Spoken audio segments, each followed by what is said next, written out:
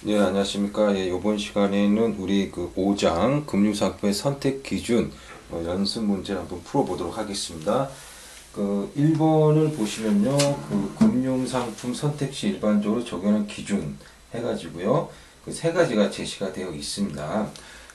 그래서 그 일반적으로 적용하는 기준은 세 가지죠. 바로 얼마나 많은 수익을 올릴 수가 있겠느냐.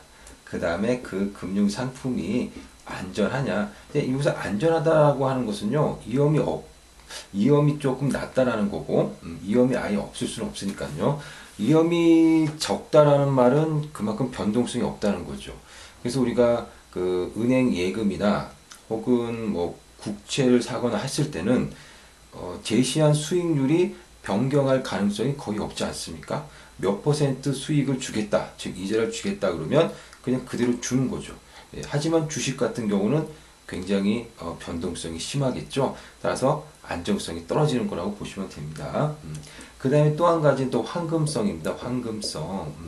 그래서 수익성은 좋지만 환급성이 떨어지는 경우도 있습니다. 이제 대표적인 경우가 이제 부동산 같은 경우가 이제 그럴 경우가 많이 있습니다. 주식은 물론 변동성이 심해서 안정성은 떨어지겠지만 주식은 주식시장을 통해서 언제라도 팔 수 있기 때문에 그만큼 황금성이 높아진다라고 보시면 됩니다. 물론 이제 그 주식을 투자했는데 뭐 그 주식이 뭐 부도가 나서 관리 종목으로 떨어지고 뭐 그랬을 경우는 팔기가 좀 어려울 수는 있겠죠. 하지만 정상적인 경우라면 주식은 언제든지 주식시장을 통해서 우리가 매매할 수 있습니다. 자, 그 다음에 또 현실적인 기준으로서 뭐 투자 목적, 투자 기간, 그리고 투자 성과라는 게 있고, 거기에다가 또 우리가 세금을 우리가 고려를 해야 됩니다. 그래서 세금, 뭐, 그 우리가 수업 시에 다 배웠듯이 15.4%의 이자 소득세를 내야 되고, 하지만 그 이자 소득세 중에서 뭐 소득공제를 해야 되는 부분, 할 수 있는 부분도 있고, 그 다음에 이제 비과세 되는 것도 있고, 뭐 그렇죠. 어쨌든 뭐 세금에 대해서, 우리가 또 생각을 해봐야 된다라는 겁니다. 그다음에 2번 볼게요. 2번 보니까, 뭐뭐는 금융상품의 가격 상승이나 배당금 또는 이자 수입을 기대할 수 있는 정도. 우리가 금융상품이 가격이 올라간다? 대표적으로는 뭐 펀드 같은 거라고 볼 수가 있고, 그 다음에 또 주식을 투자할 때도 가격 상승을 기대하죠.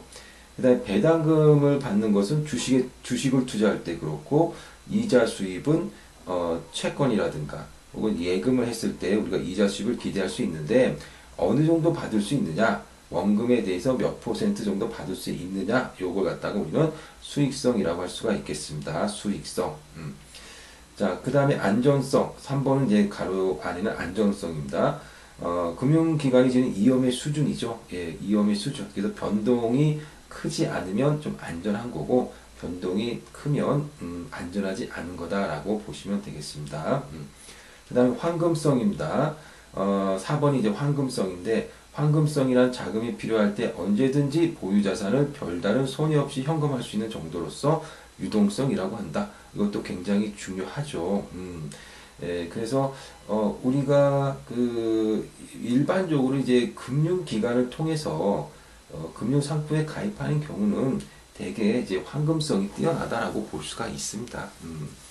자, 5번. 비과세 금융상품은 이자 소득에 대하여 지방소득세를 포함해 15.4%입니다. 그래서 15.4%에는 이자 소득세 14%와 지방소득세 1.4%가 합해진 거라고 보시면 되겠습니다. 자, 그 다음에 이제 6번. 절세 금융상품으로서 비과세 방식과 달리 연말정산 시 소득 공제 및 무슨 혜택이 주어지냐라는 건데요. 그 비과세 방식은 이자 소득세 15.4%를 안 받겠다 이런 얘기입니다. 그러니까 이자 소득세를 내지 않아도 되는 거죠. 근데 이제 소득공제는 좀 이야기가 좀 다르죠. 예. 그래서 이제 소득공제 같은 경우에도 우리가 그 버는 어떤 돈이 있지 않습니까? 예. 그래서 그 근로소득 금액에서 그 공제 금액을 빼줍니다. 공제 금액을 빼주고 난 그 과세 표준에다가 세율을 곱해가지고 이제 세금을 매기게 되는데, 어쨌든 소득공제를 갖다가 해주게 된다면 결과론적으로 세금 내는 것을 좀 줄일 수가 있다라는 거죠. 금융상품에 가입을 함으로 인해 가지고요. 그 다음에 이제 세액공제라고 하는 건데, 세액공제라고 하는 것은요, 우리가 세금액이 이제 결정이 되면 100만 원 내기로 결정이 되면 뭐 여기서 10만 원을 아예 금액으로서 빼주는 겁니다. 그래서 90만 원 낸다 뭐 이런 얘기. 이거 이제 세액공제라고 할 수가 있겠습니다.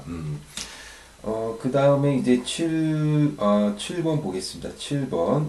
그래서 6번의 답은 세액공제고요. 7번을 보시면 다음 금리에 관한 설명 중 가장 잘못된 것은 그랬습니다. 금리란 화폐의 가격으로서 간단히 말하면 이자의 원금에 대한 비율이다. 뭐 아주 잘 말한 것 같아요. 예. 그래서 원금에 대한 비율. 그래서 이자율이 10%면 원금이 100만 원이라면 10만 원이 이자가 되는 거죠. 금리라고 하는 것은 다른 말로 이야기하면 돈값입니다. 돈값. 그래서 돈값을 좀 더 고상하게 이야기한 게 그 보기 1번에 뭐 화폐의 가격이다 뭐 이런 식으로 이야기한 겁니다. 화폐의 가격 이것이 바로 예, 금리라고 하는 거고 이자율이라고 하는 거죠. 돈값. 그 다음에 보기 2번 달리는 단순히 원금에 대한 이자를 계산하는 방식의 금리이나 복리는 이자에 대한 이자도 함께 감안하여 계산하는 방식의 금리이다라는 겁니다. 그래서 우리가 그 달리하고 복리 이야기를 좀 했었습니다. 그래서 이제 그 복리 같은 경우가 이제 일반적인데 100원을 갖다가 예금하면 100원에 대한 이자를 우리가 그 금융기관이 주겠죠. 그러면 100원에다가 1 플러스 0.1 해가지고 110원이 되겠죠. 근데 이게 110원이 된 것을 또다시 110원에 대한 이자가 붙어서 우리는 이렇게 또 계산을 할 수가 있습니다. 그런데 달리 같은 경우는 100원에다가 100원 곱하기 0.1 해가지고 처음에는 110원이 나오는 거는 복리와 똑같지만 110원에다가 이자가 붙을 때는 원래 원금에만 이자가 붙는 거죠. 예. 그래서 이자에 이자가 붙는 게 아닙니다. 이걸 계산하게 되면 120원이 되겠습니다. 자, 이런 식으로 계산하게 달리라고 보시면 되죠. 그래서 보기 2번도 잘 설명을 한 겁니다. 3번 고정금리란 가입기간에 동일한 이자율이 적용되는 것을 의미하는 반면 그러니까 고정이죠. 동일하게 고정적으로 예. 변동금리는 이자율이 변동하는 거. 이자율이 변동하니까 변동금리죠. 예. 3번도 뭐 잘 설명했습니다. 그 다음에 명목금리가 물가 상승률보다 작을 경우에도 실질금리는 0보다 크다라고 했는데요. 이거는 뭐냐면요. 일단은 우리가 저기 명목금리라는 게 있잖아요. 명목금리라고 하는 것은 은행에 가면 주겠다라고 하는 금리라고 보시면 됩니다. 예를 들어서 명목금리가 10%입니다. 자, 그런데 그 물가 상승률, 인플레이션율이 예를 들어서 15%나 됐다라고 합시다. 그렇다면은 실질 금리는 얼마겠느냐? 실질 금리는 5%가 아니 마이너스 5%가 되는 거죠. 예를 들어서 뭐 이런 겁니다. 예를 들어서 내가 100원이 있는데 100원 가지고 100원짜리 물건을 사려고 합니다. 그런데 금리를 10% 준다고 하니 10% 금리를 받아서 110원이 되면 이때 100원짜리 물건을 사면 어떻겠느냐 생각해서 일단은 은행에 예금을 해서 110원이 됐어요. 하지만 물가가 그다음 올랐습니다. 15%나. 예. 그럼 115원이 됐을 거 아니에요? 그럼 결국은 못 사겠죠? 예. 그럼 얼마큼 못 사는 겁니까? 110, 115 차이가 5원 차이가 나잖아요. 즉 5%만큼 내가 실질적으로는 손해를 본 거라고 보시면 됩니다. 은행에 예금함으로 인해서. 그래서 은행에 예금해서 은행 금리가 물가 상승률보다 작다면 나는 은행에 예금하는 것은 실질적으로 보면 손해라는 거고, 뭐 되게 그러지는 않겠지만, 어쨌든 물가 상승률이 좀 작다. 예, 명목금리 10%인데 물가 상승률이 만약에 7%다. 그러면 명목금리가 크니까 실질금리 3%가 되겠죠. 그래서 실질적으로는 금리를 10% 받았지만 실질적으로는 3% 금리를 받은 거다라고 보시면 되겠습니다.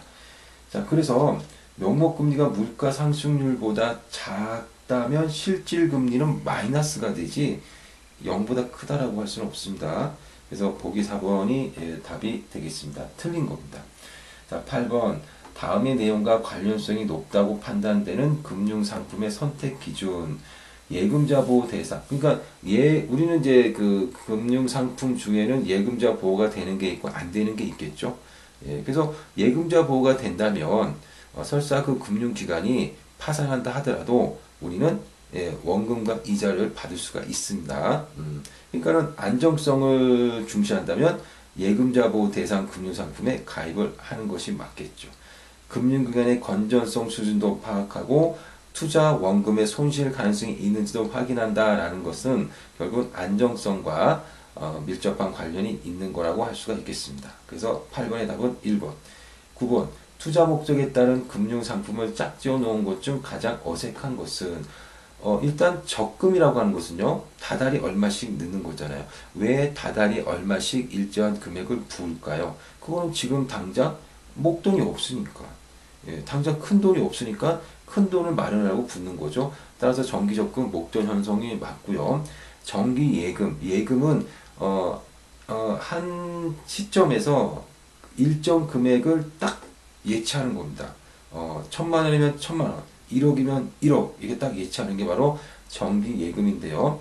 이 정기예금은 일단 목돈이 있는데 이 목돈을 불리려고 이제 가입하는 그 금융 상품이겠죠. 그래서 목돈 늘리기 정기예금이라고 할 수가 있겠습니다. 3번 노후생활 자금 마련 모기지론인데, 이 모기지론은 이제 주택담보대출이잖아요. 즉 주택을 구입하기 위해서 은행으로부터 주택을 담보로 대출받는 거죠. 이거는 노후생활과는 이제 관련이 없습니다. 만약에 영모기지론이라고 하면 이거는 이제 노후생활하고 이제 관련이 있는 거죠. 영모기지론은 주택을 담보로 주택을 갖다가 가지고 있으면 은행으로부터 다달이 얼마씩 받는 거라고 보시면 되겠습니다. 주택연금하고 뭐 비슷한 혹은 같은 상품이라고 보시면 되겠죠. 4번 생활안전성 확보 생명보험. 생명보험 생활안전성이라기보다는 이제 불의의 어떤 사고 라든가 혹은 뭐 어쨌든 불의의 사고가 발생하게 되면 이제 그때를 대비하기 위해서 이제 우리가 보험에 드는 거죠. 자, 그래서 만약에 보험을 들었다가 그 어떤 가장이 뭐 다치거나 뭐 이럴 경우에는 보험사로부터 이제 보험금을 받을 수 있으니까 그만큼 생활이 안정화될 수가 있는 겁니다. 그래서 4번도 같은 비슷한 거라고, 비슷하라기보다는 이제 서로 연관이 돼 있는 거라고 볼 수가 있겠습니다. 자, 9번의 답은 어쨌든 그래서 가장 어색한 것은 3번이라고 보시면 되겠습니다. 자, 이렇게 해서 우리가 5장을 갖다가 끝마치고요. 이제 다음 강의에서 6장을 하도록 하겠습니다.